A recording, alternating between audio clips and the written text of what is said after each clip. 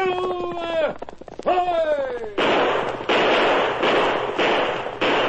A fiery horse with the speed of light, a cloud of dust, and a hearty hi-yo, Silver, the Lone Ranger.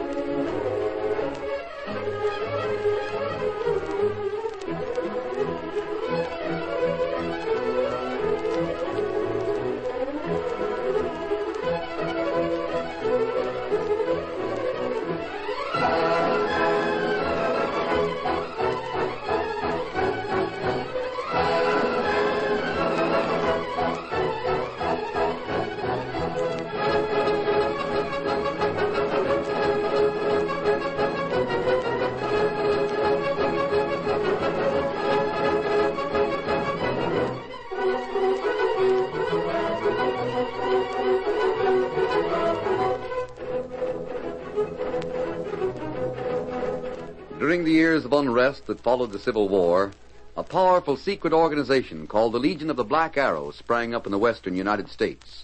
Its members were to be found everywhere, defying the law or using the law for their own purposes, working toward the ultimate goal of revolt and the foundation of a despotic empire. It was the masked rider of the plains who led the fight against this band of outlaws and traitors, and for once his great strength and courage, his daring and resourcefulness were taxed to the utmost in the cause of democracy. Return with us now to those thrilling days when the West was young. From out of the past come the thundering hoofbeats of a great horse, Silver. The Lone Ranger rides again. Come on, Silver. We're on the trail of the Black Arrow. Hail, Silver! Hi!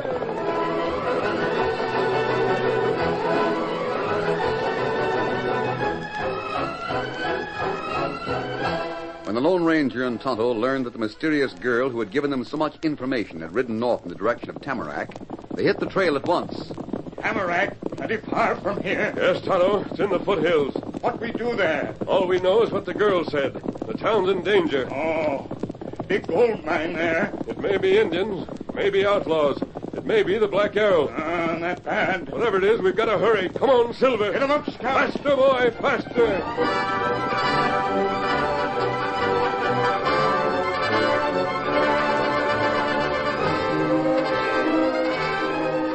As the Lone Ranger and Tonto were racing along the trail, a well-dressed stranger walked into the cafe at Tamarack. It was early afternoon, and there were only a few customers. The bartender was sitting at the end of the bar reading a month-old newspaper. He raised his head, looked at the stranger, and then went on with his reading. Well, I don't like to bother you, but how about a drink? Nope. You mean you won't serve me? That's right. Why? There's no place for your kind in Tamarack, mister. You better get out of here while the getting's good, before Tom Conlon sees you. Tom Conlon, huh? Isn't he the one who owns the Rainbow Mine? That's him. Is he the sheriff, too? Nope, just the owner of the Rainbow. That's enough around here. What he says goes. Well, I didn't realize we'd ever met. What's he say about me? No professional gamblers in Tamarack. So that's it. And why do you think I'm a professional gambler? Sure got all the earmarks. Well, don't let these clothes fool you. I'm an engineer, a mining engineer. I'm here to ask Tom Conlon for a job. Yeah? Yeah. Now, how about a drink? Coming right up. I'd like you to tell me a little more about Tom, if you don't mind. What do you want to know? Well, how long has he been here? There you are. 4 bits. Here, keep the change. Thanks. I'd say Tom came here about 5 years ago. It was him that prospected the Rainbow. He worked it all by himself at first, and he started hiring men. Now it's one of the biggest mines in the West. Everybody in Tamarack gets their living from it in some way. And that's why everybody takes orders from town. That's one of the reasons, but it isn't the only one. What are the others? We just like the way he runs things, that's all. There's never any trouble here. The boys all make good money, and most of them are married and settled down. Well, it's unusual for a mining camp. Tamarack isn't just a camp anymore. It's one of the nicest towns in the whole of the West. Think Tom would have brought his little girl out here if it weren't? Oh, he's got a little girl. Just 10 years old. Blue eyes and curly hair that's got more gold in it than her pa's mine. Name's Mary Ann after her ma. I guess if his wife hadn't died, Tom wouldn't have come out west. He don't ever talk about it, but it must have hit him pretty hard. I noticed a big house up on the mountain near the mine. Is that where he lives? Yeah? Just him and the little girl? Nope, there's a sister, Aggie. She's a spinster lady, mighty set in her ways. If Tom runs the town, then Aggie runs Tom. Hey, what's so funny? Nothing. That little blue-eyed Mary Ann runs them both. Well, I think I'll go up and have a talk with Mr. Conlon. Do you figure there's any chance of my getting a job? If you know your business. I know my business. Don't you worry about that.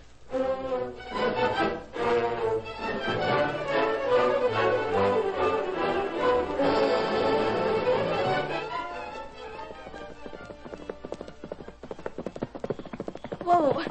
Whoa, Ginger. Mary Ann, Oh, gosh.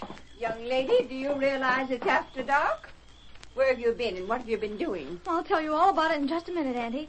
But now I've got to unsaddle Ginger. You just leave him for Sam. You're coming right inside the house with me. Come along. Yes, ma'am. Well, I'm waiting. I rode up the mountain a little into the woods. That isn't against the rules. Pa said I could. That isn't all he said. Well, I didn't know it was getting so late. All of a sudden, the sun had gone down and it was dark. There's nothing strange about that. Inside. Yes, ma'am. I ought to spank you.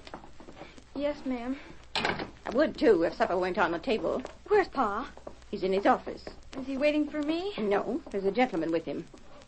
As a matter of fact, I didn't tell him you weren't here. Oh, thank you, Auntie. You're the sweetest aunt in the whole world. No such thing. You set down each victuals. Isn't Pa coming to supper? He'll be out as soon as he's finished with his business. What were you doing up there, child? I can't tell you. You what? It's a secret, and I promised. Well, now, I think maybe we'll forget all about supper and... Oh, please. You wouldn't want me to break a promise, would you? Who were you talking to? I didn't say I was talking to anybody. Well, you must have been Mary Ann. Now, don't make me lose my patience. I want to know who was up there with you. It was a lady. She was the beautifulest lady I ever saw. She was the beautifuler than the fairy princess in my book, and she gave me a secret message. Fairy princess. Secret message. Stuff and nonsense. Mary Ann, when you make up stories like that, it's just the same as telling a fib. But I'm not making it up. Well, she'd look just as real as you do. You were dreaming. Well, I don't think so. You must tell me the truth. Did you fall asleep at all? Yes, Auntie. That's why I was so late. The pine needles look so soft, and they smell so good. I was just going to lie down for a minute, but I didn't see her when I was asleep. She rode up on a beautiful black horse with a white star on his forehead. I was awake. You drink your milk and forget about it. It was a dream. All right. Land's sakes, I guess I can't blame you for imagining things. I used to do the same thing myself when I was your age. Only you shouldn't. Well, I guess that's... Oh, here's your paw, Mr. Crawford, now. Now, let's hope they've left some food for us. Oh, there's a plenty, Tom. Sit down, Mr. Crawford. Rance, this is my daughter, Mary Ann. Howdy. I've heard a lot about you, young lady. Have you? But you're twice as pretty as they said you were. What's your name? Rance Crawford. Oh. Well, what's the matter? Don't you like me? Of course she does. It isn't often she sees a stranger around here, though. She's a little shy. Aggie, Rance is going to work for me. Oh, I'm glad to hear it. He's going to help me in the office. Oh, well, that's fine. Paperwork always gives Tom a headache, Mr. Crawford. Would you mind making that Rance, Miss Conlon? Oh, not a bit. Pass the biscuits to Rance, Mary Ann. I won't. Child. I won't do it. I won't. What on earth? Oh, it's all right, Tom. The child's nervous. She had a bad dream this afternoon. I'll go up to her room with her. That was the front door, Aggie. Good heavens. What's got into the Oh, child? now, don't worry. Mary Ann! That's her pony all saddled. She's mounting. Mary Ann! I'm going after her. Hurry, Tom, hurry.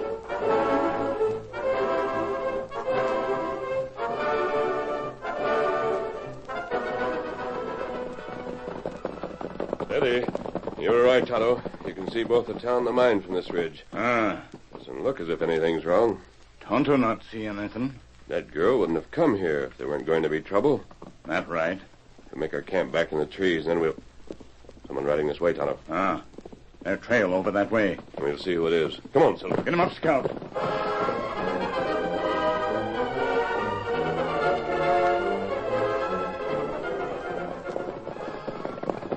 This is far enough. We'll keep back in the trees. Their horse come now. It's a little girl, Tonto. Whoa! Whoa there, Ginger! Lady? Are you still here? Lady? Whom can she be calling to? Her get down from pony. We don't want to frighten her. I think we better stay here. Little girl walk this way. Lead pony. Yes. Lady? She'll see us in a moment. We'll startle her even more if we try to get away. Oh, It's all right. We won't hurt you. Please don't be afraid. I'm not afraid. I know who you are. The lady told me all about your horse and your mask and Tonto and everything. You're the Lone Ranger. What lady are you talking about? Well, she was here this afternoon. She rode through the trees from over there. The ridge we came from, Tonto. Oh, she was beautiful. But Andy says it was a dream, and I came back here to find out. Do you think it was a dream? No, I don't. She knew my name. She called me Mary Ann. And she knew my pa was Tom Conlon. Your father owns the Rainbow Mine? Uh-huh. What else did the lady say? Well, she said it was too late for me to be up here by myself, and I must go straight home. Was that all? Oh, no. She said that Pa mustn't trust a man named Rance Crawford. But when I got home, he was trusting him. He gave him a job, and he had supper with us. Rance Crawford is at your house now? Mm-hmm. I wouldn't pass on the biscuits. Well, did the lady say why Rance wasn't to be trusted? No, but she said you'd be here before long, and you wouldn't let him hurt us. Is that all, Mary Ann? There was something about Horseshoe Valley. I forget. Kimosabe? Tonto know where Valley is. Wait. That was my secret message for Pa. He's to go there and look, but he mustn't let anybody see him. Why not? Well, isn't there any more, Mary Ann? Well, he's got to be careful. We'll do it for him. We'll go to Horseshoe Valley. But you'd better give your father the message about Rance Crawford. All right. Make sure you do it when you're alone. Tell him to watch Crawford closely. Like a hawk. Yes, but he mustn't say anything until Tonto and I come back. I hope I remember. Now, let's see if you do now. He mustn't trust Rance Crawford. He's got to watch him like a hawk, and he mustn't say anything until you and Tonto come back. That's right.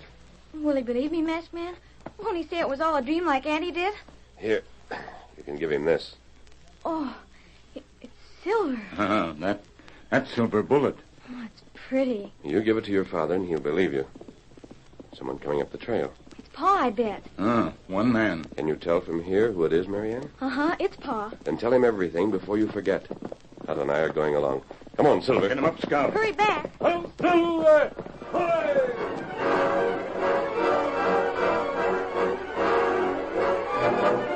The trail to Horseshoe Valley led the Lone Ranger and Tonto higher into the mountains. But after an hour of climbing, it leveled off, and the great horse Silver and Scout increased their speed. It's not long now. Trail stuck down. The girl warned Conlon to be careful. She may have been afraid of an ambush. Tonto, keep watch. Wonder what we'll find. Round this turn, you see valley. Rein up, Tonto. Steady, Silver, steady. Oh. Look at those campfires. Plenty men down there. Hundreds of them. That's almost an army. They aren't Indians. No. They aren't soldiers either. They aren't wearing uniforms. What do you think, Kimosabe? What can I think? It's an outlaw army. An army of the Black Arrow.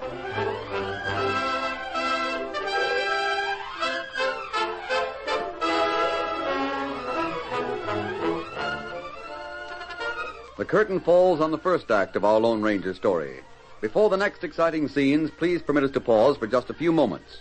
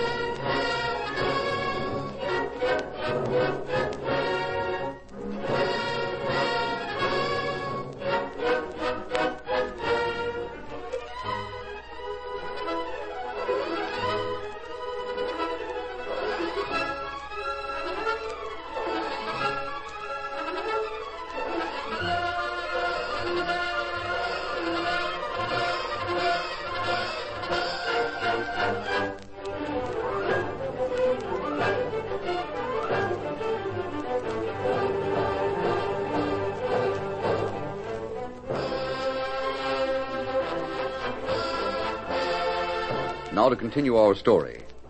It was 3 hours after Tom Conlon had returned home with his daughter that he heard 2 horses stop out in front. His sister was on her feet as quickly as Tom was. There they are, Aggie. He kept his promise. Just like he always does. But what can it mean? A masked man and an Injun. You're Tom Conlon, aren't you? Yeah, and you're the Lone Ranger. Mary Ann told me. This is my sister. Good evening. How do? Come in, won't you? You're welcome, masked man, but we've been wondering what this is all about. Did Mary Ann tell you that Tonto and I were going to Horseshoe Valley? Sure. Well, we're back. We have some bad news, Conlon. What is it? There's an army of outlaws camped there. An army of outlaws? What do you want me to do, masked man? Round up all the boys in town and go after them? Even if all your men were experts with a rifle, there wouldn't be enough of them. You didn't really mean that when you said an army. There are hundreds of them. Hundreds? That's right. But what are they there for? Is the town in danger? Are they going to attack us? Yes, Conlon. Land of Goshen. Tonto and I got as close as we could, and we managed to hear some of the men talking. Are they going to attack soon? We weren't able to find that out. What are they after? If they were just going to break into my office here and take the gold, they wouldn't need hundreds of men. We believe they're out to take possession of the mine. Oh, that's impossible. I wish you were right. But they couldn't get away with it. Not for long. And what good would the mine do them? My boys wouldn't work for outlaws. They couldn't get any gold out. They're bringing their own men to work the mine. What about Fort Cameron? The soldiers aren't so far away. If this town were wiped out, the soldiers wouldn't hear about it for a long time. And then when they did come here, they'd find a fort instead of a town. The outlaws would build one? They wouldn't have the nerve. You don't know what you're up against, and I can't tell you. But at least we have a warning from the girl. We can try and get the soldiers here in town. Tonto's riding onto the fort. You better get started at once, Kimosabe. Scout traveled plenty fast. He won't get to Cameron before morning, no matter how fast he travels. You may not have to go all the way. That's what I'm counting on. What? The girl left here at sunset. She knew then everything we know now. Where else would she go but the fort? The soldiers may be on their way. Well, if they are, what's the sense of the Indian going to meet them? There's a shortcut through the pass. He can show it to them. And if the attack holds off until dawn, we'll have a chance. And if it doesn't? We have plenty of work tonight, no matter what happens. Well, I'm with you. Where do we start? At Rance Crawford. By taking the girl's word, he's one of the outlaws. There may be others in town. Find Rance and we'll find them. Keno. When did he leave here? Well, it was before Tom come back with Mary Ann. He finished his supper, and then he said he might ride down into town and find a place to board. I told him the Murphys might take him in, or maybe the Chalmers. They both have lots of room. We can be pretty sure he isn't at either one of those places. You can look in at the cafe first, Tom. Aren't you coming with me? Not in there. Don't forget I'm wearing a mask. Oh, yeah, that's right. I don't believe he'll be at the cafe. Before you leave here, I want you to make a list of the men who started to work at the mine during the past month. Come on, into my office. We'll try their cabins one by one. Shouldn't take us long to find Rance.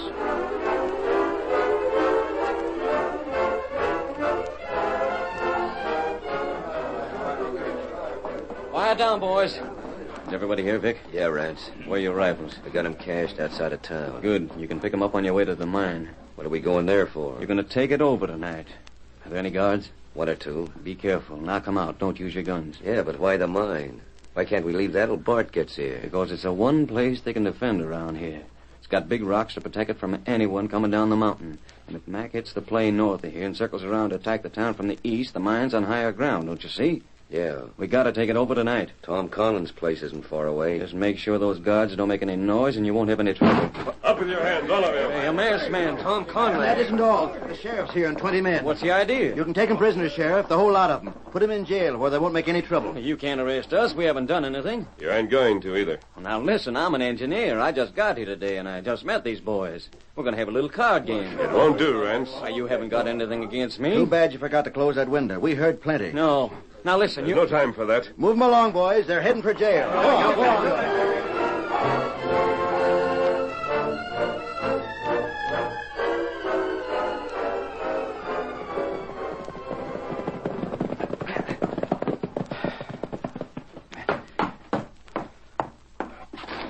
Aggie, Yes, Tom. Did you find him? him and his henchmen. They're in jail. Good. How many others were there? About a half a dozen. Where's the masked man now? Well, he's got all the rifles in town, and he's given them out to the men who can use them best. He's got the others building earthworks in front of the mine. Earthworks? That's where you're going, Aggie. You and all the rest of the women folks. Into the mine. Get Mary Ann dressed right away. You figure it's going to be bad? You can judge as well as me. We'll be ready to give them the best fight we can, that's all. That'll be good enough with the masked man to lead us. Well, maybe. Hurry up with Mary Ann.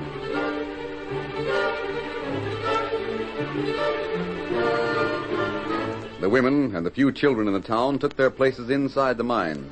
The men toiled away at the earthworks, and when the first fringe of gray rimmed the sky to the east, the rainbow had become a fort. The Lone Ranger and Tom Conlon stood on the rocks above the mine and watched both the mountain and the plain below. What do you think, Masked Man? Which way will they come? We'll have to wait and see. You think it'd be down the mountain. That'd give them the advantage of the higher ground. Yes, but if they take the north draw down to the plain and circle through the town, they'll have the sun behind them. We'll get them whichever way it is. Do you remember one of those crooks mentioning a name? He said, when Bart gets here. That'd be Black Bart. You know him? Well, he's the worst cutthroat this part of the country ever knew. Oh, if only they'd said when it was going to be, Masked Man. It's getting lighter. No sign of the soldiers. Wait. Out there beyond the town, that long black column. Not that... No, not the army. It's coming from the wrong direction. Too much to the north. Come on, we got back to the men.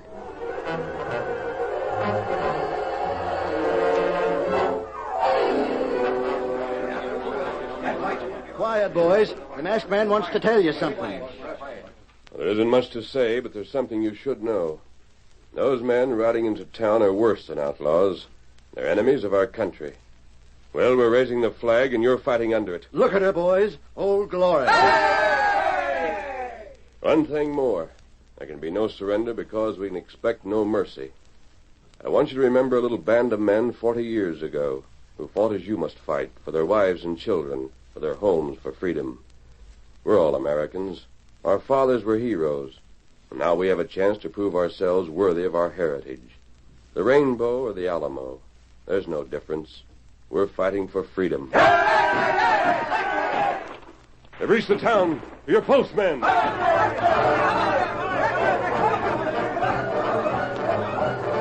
column of outlaws raced into the town. Some of them carried torches, and the buildings that lined the main street burst into flames. It was not long before they realized not a man, woman, or child were left in Tamarack, and the sight of the earthworks and the slope of the mountain showed them where the townspeople had chosen to make their stand. Black Bart rallied the men to his charge.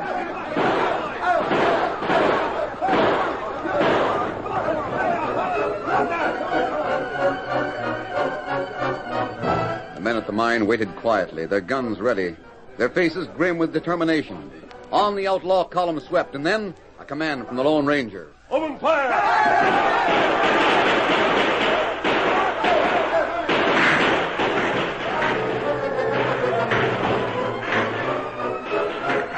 The first charge was broken, but a second followed almost at once, and then a third.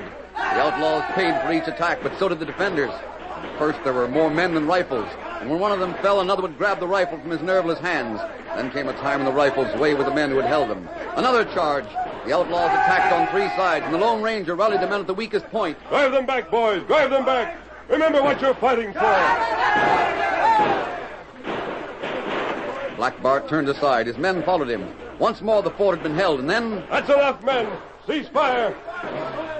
You're wounded, Masked Man. There's nothing. We'll have a few minutes now. You can take some of these boys into the mine and have their wounds dressed. It's all right, soldier. We'll get you fixed up. Jerry, give me a hand with Bill. How much longer can we hold out, Masked Man? As long as we have to. There isn't many of us left to fight. Don't try to talk. Just promise something. Keep that flag flying. It's a promise, soldier. You've been pretty nice down here, Masked Man. Howdy, Miss Conlon. Howdy. Now you keep quiet. This is no time for conversation. Masked Man, please, won't you let me bandage your arm? It's only a scratch, Mary Ann. I have to get back outside. Please. All right. Yeah? Call me if they start back. It's more than a scratch. I'm not wrapping it too tight, am I? No, that's fine. Hold it there. Masked Man. I'm coming. Oh, dear, again. There. Thank you, Mary Ann. They haven't started yet, but it looks like they're getting ready. There's Bart by the big tree. Good news, Tom. Good news. Look, beyond the town. More men. They got reinforcements. Those aren't outlaws. Look in front. You can see the colors. The flag. Get your horses, men. What's that? Bart and his men will turn to meet the soldiers. There aren't many of us here, but if we charge at the right minute, we'll catch them between two fires and cut off their retreat. Are you with me? Then come on!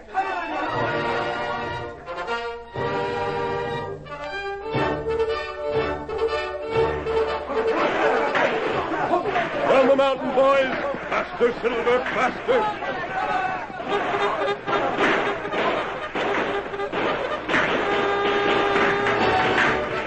Tonto rode beside the colonel, and as the troops flashed into town from the east, the Lone Ranger and the men from the Rainbow headed down the mountain. Now the odds were even. The masked man's sudden charge gave the advantage of position to the soldiers and the miners. The outlaws, suddenly put on the defensive, tried to organize themselves. They fought on for half an hour. Then a bullet in the shoulder knocked Black Bart from his horse. Suddenly, the renegades lost heart. Unable to break through without any chance of escape, they threw down their guns and shouted their surrender. They're giving up! Cease fire! Close in now! Take them prisoners!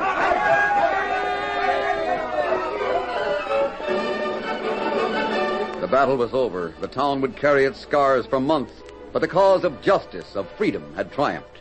That night, the Lone Ranger talked with the colonel. You're leaving now? Yes, Colonel. Take care of that arm. Tonto bandage, plenty good. I was proud of my men today, but I'm even prouder of the men who fought with you up at the mine. They're Americans, Colonel. All I had to do was tell them they were fighting for their country. You told them about the Black Arrow. No, they didn't need any explanations. Do you realize that nearly every one of our prisoners belonged to it? Yes, Colonel. It's the greatest blow we've ever struck against them. The fact they can raise so many men only proves their strength. The fight's only beginning. We'll carry on, Masked Man. We'll wipe them out. Hip! Come on, Silver! Get him up, Scout! Get him up! Well, Silver!